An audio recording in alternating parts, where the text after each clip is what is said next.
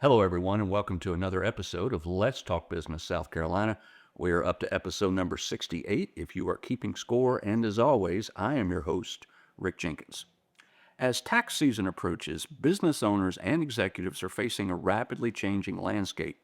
New tax laws, updated IRS guidance, and shifting compliance requirements are creating both opportunities and risks at the business level and personally.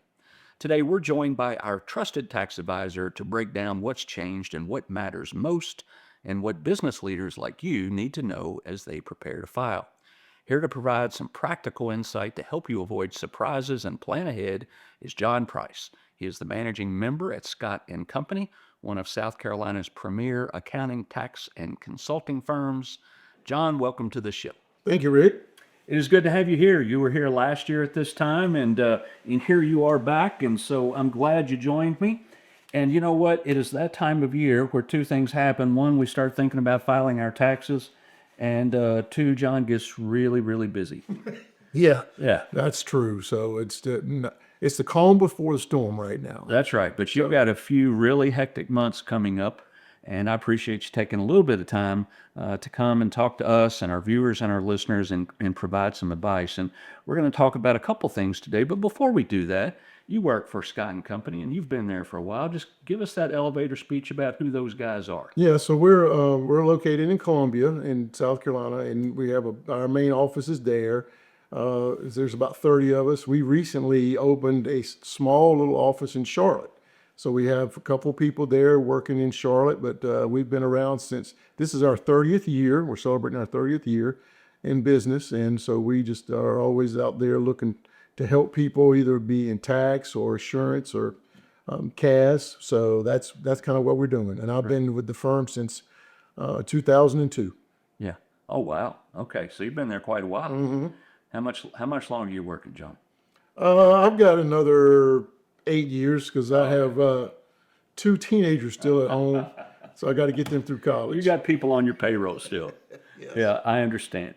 All right, well, let's get into it. And I'm going to start talking about the OBBBA, better known as the One Big Beautiful Act, which was signed into law back in July. Mm-hmm. Now, as we all know, the One Big Beautiful Act covers a whole lot of things, including, defense spending and immigration, border enforcement, all that kind of stuff. But of course, we're only going to get into and talk about the tax implications that are brought on by the One Big Beautiful Act. And so One Big Beautiful Bill Act, what I want to do is kind of tee you up and just going to bring up some things that I know have changed a little or a lot. Mm-hmm. And I just want you to take a swing at it and tell us what you know. Yeah, absolutely. So let's start with this. How have the tax rates and brackets changed? Well, fortunately, if you remember when we met last year, that was up in the air as far as what was going to happen with those. And so basically, because of this passage, our tax rates did not change. Obviously, there's always inflation adjustments every year as far as what the levels of income and what goes in those particular rates, but the rates are unchanged, which is a blessing. Right. That we didn't have to worry about increased in taxes. Right. Was there a change, though, to standard deductions?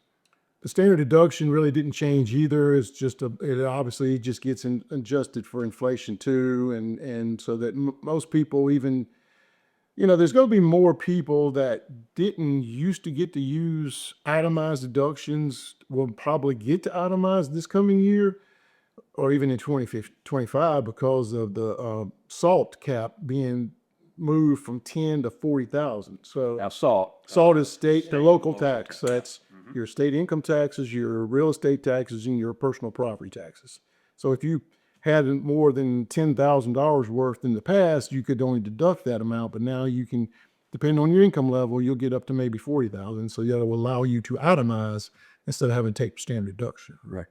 Let's talk about the child tax credit. There were minor changes there, yes? Yes, there was. The credit is now $2,200 instead of $2,000. So, but that's for people or for children that's 16 and under. Right. So from there, if it's 17 to 23, if they're in college or still in high school, it's a $500 credit.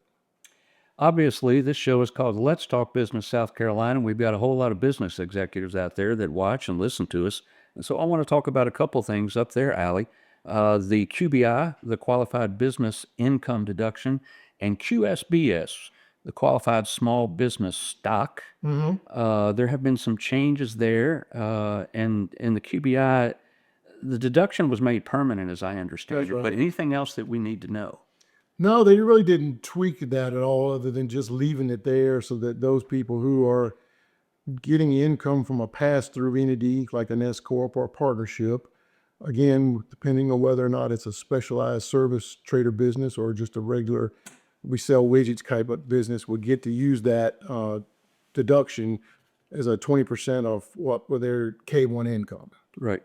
But now the qualified small business stock, there were some more changes in that. Yeah, in other words, that's now for that to be mostly the case. You're a C corporation, and so therefore you're possibly being subjected to double taxation. But if you meet those requirements and then you sell your stock, then that would be escape tax on those capital gains.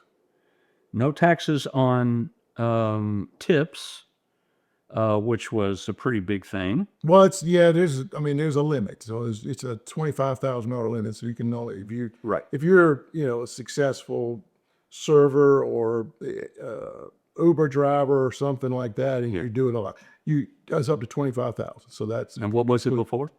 zero. Okay. So you had to pay tax on tips regardless. Right. And how about overtime? Overtime, that I don't think has been covered very well, or at least I don't believe so. When people think of overtime, they think about any amount of money they get paid over 40 hours, say in a week. Well, the overtime deduction, let's put it this way, is only for that 50% amount. So, what you get one times your hourly rate from up to 40, and then after that, it's 1.5 times. Well, you're still going to have to pay tax on that one. You just want to pay tax on that other half. Right. Social Security, John, has it been impacted? So what they did was they created this additional senior deduction. And so for an individual, that could be up to $6,000, or married filing couple, married filing jointly is $12,000. And so supposedly that's going to help more people not have to pay tax on their Social Security that they otherwise would be taxable. So it doesn't eliminate the tax on Social Security totally, but it does reduce the number of people that have to pay. Continuing to tee you up, we got a lot of things to get through, and so we're just kind of running through these here, folks. But car loan interest. So that's a new one this year. And back in the day, that was something you could always deduct because it was personal interest expense, and that was one of the things you could deduct as an itemized deduction. But then they did away with that many years ago. But now, if you purchase a car, and it's the final assembly is in the United States, then the interest on that and the car must be for personal use. It's not business use, right? So it's just your car that you drive around every day. Then the interest on that will be deductible, and you will get that as a deduction whether you itemize or not. That's a separate, it's not part of an itemized deduction like it used to be in the past. Right. Since you brought up automobile, let's stick there for a second.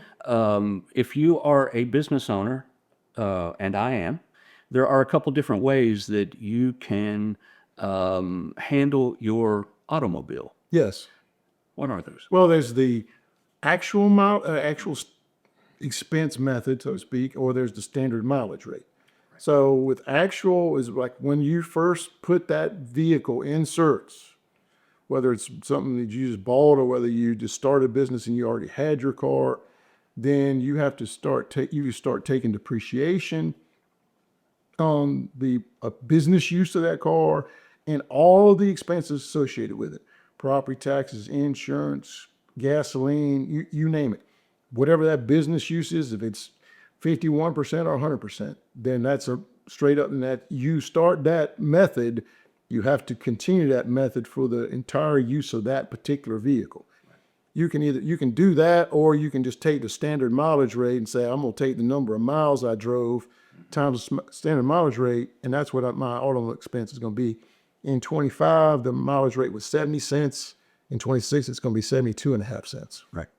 And just to make sure that on the same page here, If you have a vehicle, it does not have to be a 100% company vehicle, No, right? You just kind of say, I drive that about 80% of the time for work use and 20%, and you can handle it in that fashion, correct? yes, absolutely. Okay. Changes to charitable deduction rules. Anything? That's mainly going to be for this year and going forward. For non-itemizers, When you say this year, you mean May 26th, 2026? I'm talking, yes. Yep. For non-itemizers, you're going to be allowed a $1,000 deduction over on top of either on top of your standard deduction for cash donations, Okay. not goodwill or anything like that, cash donations. So that's for 26 and for our non-itemizers. The downside to the charitable contributions now going in 26 and forward is if you itemize, you're going to lose 0.5% of your charitable donations times your adjusted gross income. So that's one of those kind of a clawback provision. And then for those people who are fortunate enough to be in the top tax bracket of 37%, your benefit for those charitable donations will only be at 35%. Right. Let's switch gears here, John, for a sec. You and I, we were talking beforehand, and unfortunately, we have something in common. Your wife's mom passed away not too long ago, and my wife's mom passed away not too long ago. As I said, unfortunate circumstance that we're both familiar with recently. But the reason I wanted to discuss this is I know from experience, as do you, that the whole probate circumstance and dealing with that over the course of time can be a little bit of a pain. Yes. And it takes a while to play itself out. Right. And I do know the frustration level that my wife had as she was dealing with that throughout the last year. Any advice for people when they have to deal with Yeah, absolutely. If you know you're going to be the personal representative for someone and you have the ability to have that discussion with them and say, hey, can we do certain things to help make things easier when that time comes? Make sure they have a will. I mean, they may say, oh, you're going to represent me when I pass, but if there's not a will, whoops, then that's going to be an issue. Or if there's things that they want specifically to go to an individual, let them write it out, even if it's just a codicil to the will, says, I want so-and-so to get this or that. And make sure that the person who's going to be representing you knows where all your stuff is. Yeah. And when I say stuff, I mean like insurance and how to get in touch with this, that, or the other. Yeah, because it was rough for me. Right. Yeah. Yeah. I can imagine. And that is good advice. Also, I've heard you talk about something from time to time, John, and that is the difference between tax planning and tax preparation. Right. So most people, this time of year, okay, they're gathering all their documents or will be and going in to see their CPA or their accountant, say, hey, here's my stuff, but, prepare my tax return. Great. But then that's one thing. But then you're like, well, how do I maybe save taxes? Well, that's tax planning. You have to plan for these things ahead of time. You don't wait until you get to doing your return. It's like, oh. Right. So it's always good to try to talk to your advisor. And if you got something that you're wanting to do, call them or send them an email and say, hey, I'm thinking about this. How is this going to impact me tax-wise? John, I'm going to get you out of here on this. I am a small business owner, and a lot of our viewers are as well. And I always look for good advice and good insight, and you provide that in spades to me on occasion. So tell me or give our viewers some good advice for small business owners out there who may need a little guidance. There you go. Well, I mean, that's one thing that I see too much of. Yeah. Is where an owner, whether they mean to or not, they will pay for things out of their business account that are purely personal, and which is okay if they recognize that on the front end and say, okay, I'm gonna set that to the side, so to speak. But it's when they just pretty much hand it to you and say, here you go, here are my bank statements and stuff, and then you're having to go through it and say, well, what's this charge to a Braves game? Yeah. Well, what's that for? Oh, that I took my family there. Well, that's not a business expense. So try to keep your personal expenses in your personal checking or your personal credit card, debit card, and keep your business separate. Yeah. Good advice, and it makes it a heck of a lot easier on folks like you, doesn't it? Yes, sir. Cuts your headaches down by a whole lot. Great stuff, John. I appreciate you, man. All right, great. Yeah, thanks for joining us, folks. That is John Price. He is the managing member at Scott and Company, headquartered over in Columbia, and hopefully you got some good information today and some good insight that's going to help you in the next couple months as you start to file your taxes for 2025. Folks, that's it. That's another episode of Let's Talk Business South Carolina. We'll see you next time.